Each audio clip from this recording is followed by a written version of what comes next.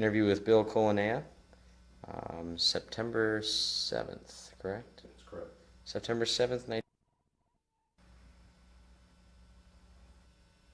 Okay. And to say your name and your PIN number.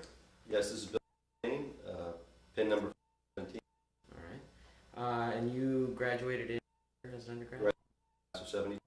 All right. And you pledged when? I pledged as a freshman in 68.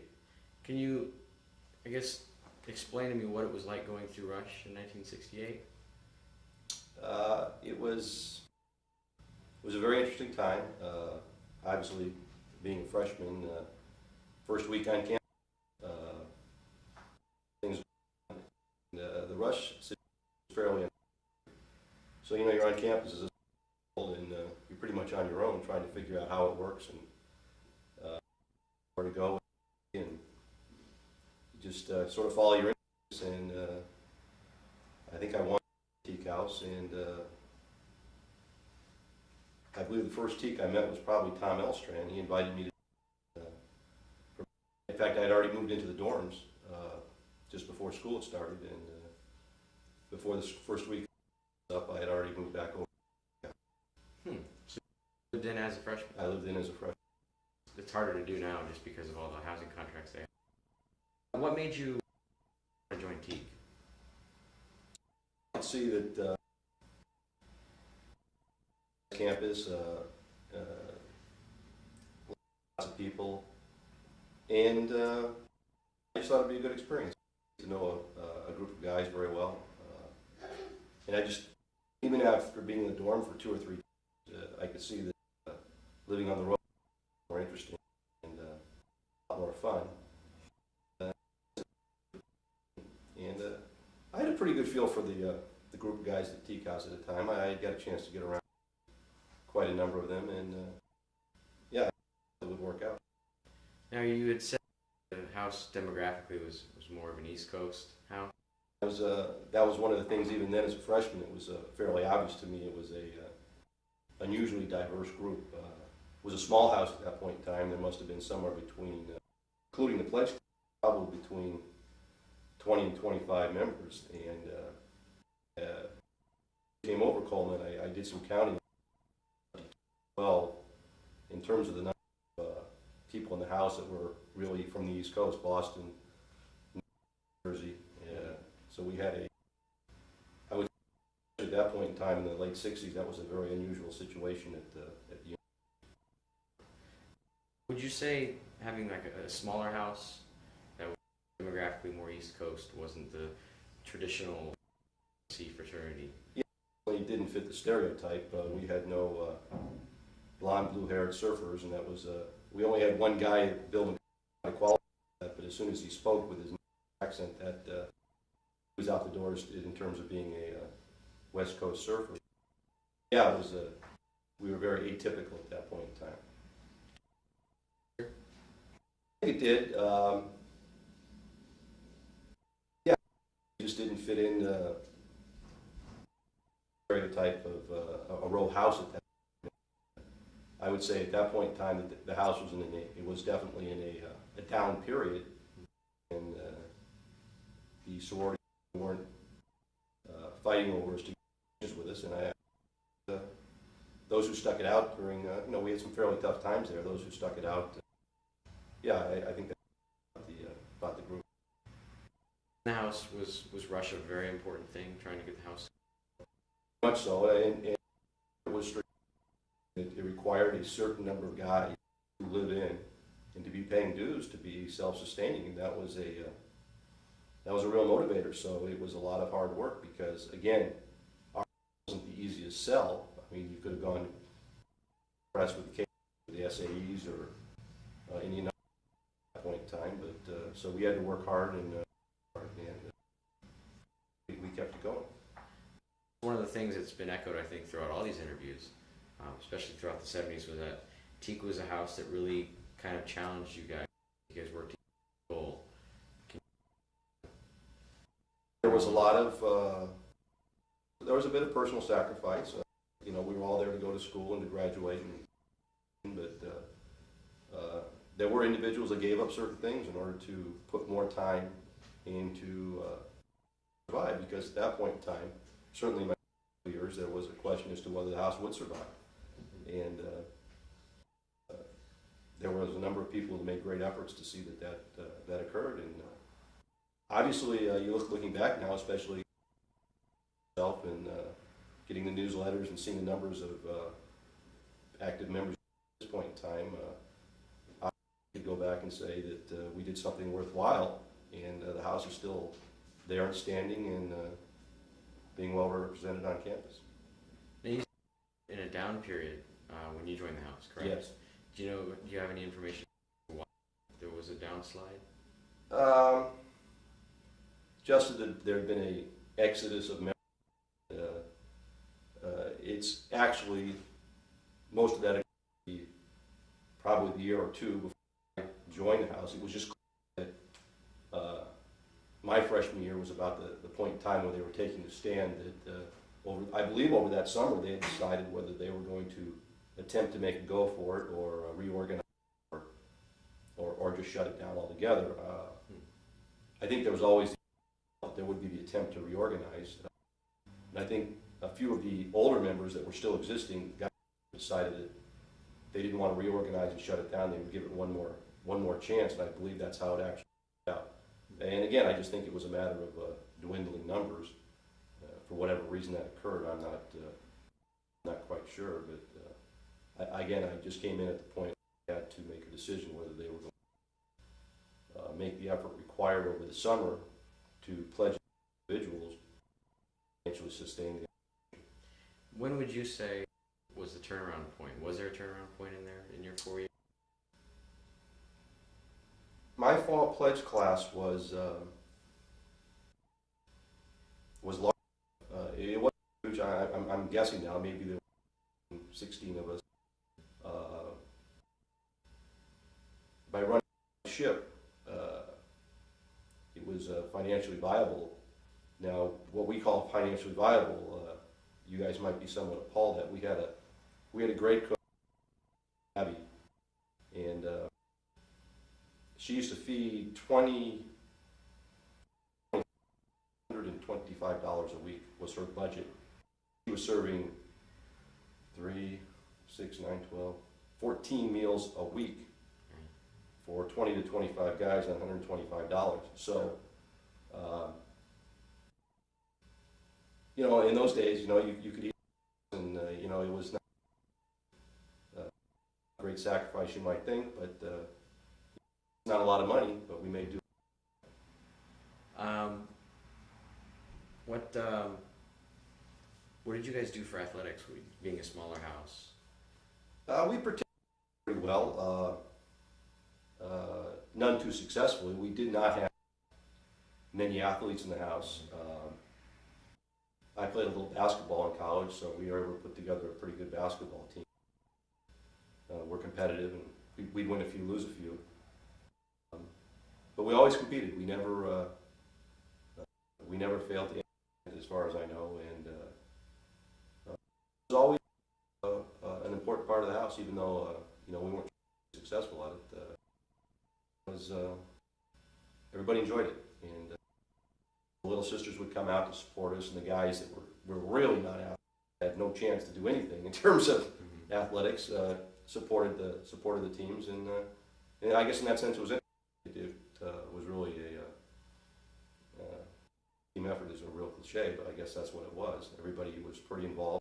They were actually participating in the event or not. You just mentioned little thing we don't have now. Can you kind of explain what that was? Yeah, that was that was great. In fact, now that you asked me the difficult question, is exactly what was the origin of its existence, other than the if you go back in the TKE manual of an organization, it was just some of I say sorority women, but it didn't have to be sorority women. We had some non-Greeks or independents that were little sisters that, for whatever reason, got to know some of the guys and were invited to be little sisters and just did events with us and were around the house, and it was a very enjoyable thing. It was made, and we had a lot of fun doing it. Did you guys do little sis lunches or what were the events like? They might plan something for the house, or they might let's say there was a football Ironman football game. Maybe they would maybe they would do something after the game or before the game, or they'd come up with a joke, so to speak. They'd be the cheerleader, whatever, and kind of a spoof, but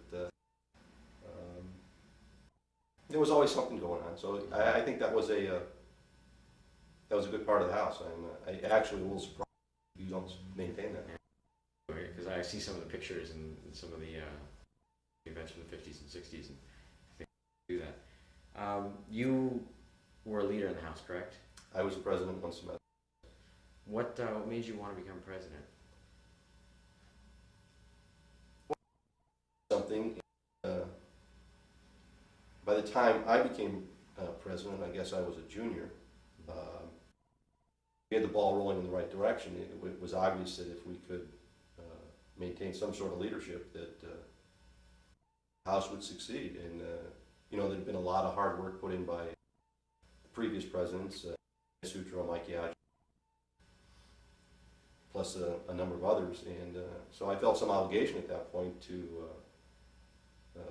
maintain the momentum and see if we couldn't rebuild the house to a point where, to where you people are today. I mean, obviously it was always everybody's dream. We never got quite that far along, but maybe during my term we had, maybe we got to 40. Mm-hmm. So from maybe 7 or 8 active members for 68, by the time 1970, maybe we hit 40. And given the fact that we were not a prestigious house, that was a pretty good accomplishment. It's very big strides, actually. Yes, at that point in time, we had taken on East, because that was I believe that was the regime under which those 3 or 4 years there, under which we acquired that house. Huh. Do you remember any of the details of that? Like why? That was Sigma News out and. I believe, was it the Sigma News or the Pikes? I forgot what fraternity was in that house, and they basically, I'm not sure if they went under or they moved down the row. I forgot exactly how that transpired, but it became available, and we had enough. The original TKE house doesn't hold that many members, and obviously, if you can get people to live in, that has all kinds of social and economic benefits. So, it seemed like picking up TKE East was a good idea, and we went ahead and did that. Yeah, it was one of the things that kind of made TKE unique, having 2 houses. Yeah. Like the only house. It still impresses people to this day. They have 2 of them. There was always talk about maybe tearing the 2 down and making one really nice complex, but that never occurred for various reasons over the years, and maybe for the good. Who knows? I think they're planning on knocking down East and building a new one, and then connecting the 2. Was your tenure as president, was that a difficult thing, or did you find it satisfying? Yeah, all of those, all of the above. It was interesting. It was enlightening. It was fun. It was a lot of responsibility. At the end of the semester, I was certainly more than pleased to turn it over to the next Preakness, and I happily did so. Yeah, it was an experience that certainly that I did, and I'm certainly glad I did. When you left the house, did you think that you had achieved all the goals that you set out to? I'm not sure that I actually look back on it quite that analytically. Truthfully, you remember the people. I mean, that's really, you start talking about numbers or Ironman points or this or that. And toward the end, when it's obvious that your time and you're ready to move on, you just don't focus on those things so much. Even obviously, I have a number of good friends that live in this area, particularly, that I still see often, that we were all in the fraternity during those 3 or 4 years. And obviously, those are the things that retain their value. That's also been something that's been echoed throughout all these interviews, and actually throughout like my pledge class, is that the friendships that you make in Teak are like some of the most valuable things that you get. Yeah, you think back over the friends that you have maintained, whether it was high school or, obviously you can go back to junior high or things like that. Most of the friends that I maintained really were through through college. And so yeah, in that respect, you look at it that way, certainly one of the most valuable things that I ever did. Okay, I have two my prescribed thoughtful questions, and then after that we can devote a lot of time if you have any old war stories or funny anecdotes that can be told in front of people's wives. The first one is, if you could describe the house when you were in it in 3 words, what 3 words would you use? Unique,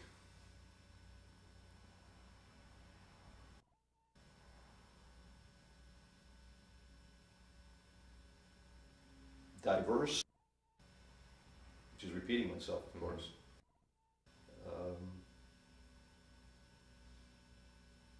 I don't know if intense is the right word, but yeah, maybe it is. It was, we were in a situation that was difficult, and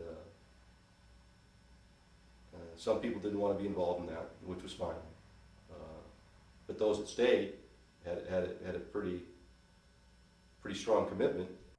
You take those, the diversity of that group and the strong commitment, they made for a very unique situation. And so, but I mean, with all that work, you guys still had a great time, obviously. Yeah, you had to take, in fact, at one point in time, I think there was a real concern. You really had to take some joy out of the work, because I can remember having a conversation, after about a year I'm in the house. I mean, we've been working like heck, and someone makes the comment, yeah, every time you walk through the front door, it's not a party around here, you're here to work. I mean, and so I think we recognized that, and we did try to achieve a balance, and I think we did. We had great times. We used to have, and I don't even know if the house still does it, we had Red Mountain parties.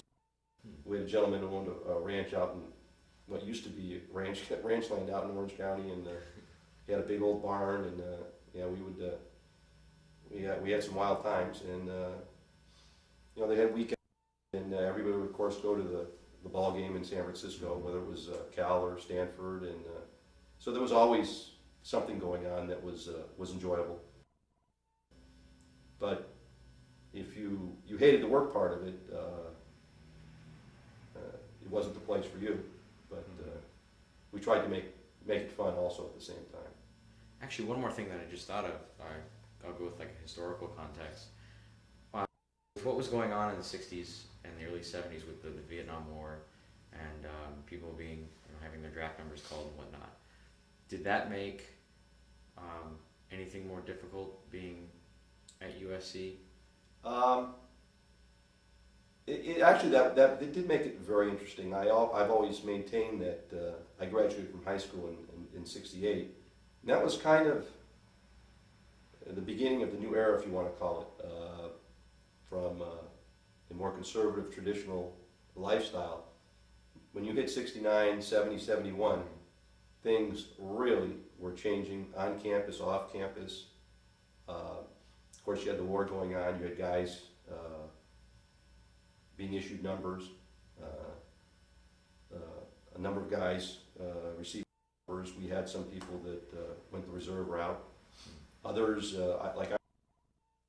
when I drew the number, it wasn't obvious. I think they went to maybe 50, 60, or 70 when they pulled numbers, when they actually ended up drafting you. So 125 was safe, but when it happened, it wasn't obvious that it was safe. We thought that maybe they wouldn't get that low in the draft, but it wasn't a sure thing. So that did made life interesting, and obviously some guys were making career-altering decisions based on the Vietnam War. So yeah, I think that added a little spice to that era and living in the house, and there were some serious events going on, and I think in some ways it made guys more thoughtful. I mean, you could be you could be under the gun literally next week. So it made a difference. Huh. Now, you said that the whole anti-conservatism movement, do you think that hurt the row or helped it? Well,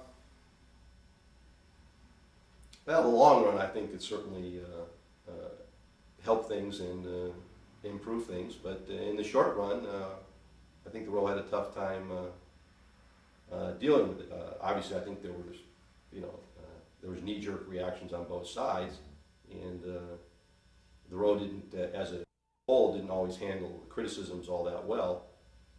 But on the other hand, some of the criticisms were truly unfounded. I mean, they were just out of left field. It's like anything else. You got a group of guys that are, average age of 20, spending 3 or 4 years together going to college. I mean, a certain dynamic that doesn't change whether it's the 60s, 70s, 80s, or 90s. It just, there are certain things that, some guys are a lot more mature. Some guys have been around the block a couple more times than others, and that's a certain age group where interesting things happen. So I think that remains true regardless of the era. But I think the shift in the mood of the country at that time made being in a fraternity doubly interesting. I found it fascinating. I didn't have a problem. I didn't take it personally if someone said, you're a Greek and why don't you have a ponytail and long hair? That didn't bother me. I just went with what I thought was right. Okay, back to my my last question. If you could take one thing that you got from the fraternity, being in the fraternity, that you cherish the most, what would that be? Certainly friendships. People talk about building character and what the house does for you. In reality, I found that by the time someone is 20, they've pretty much established who and what they are.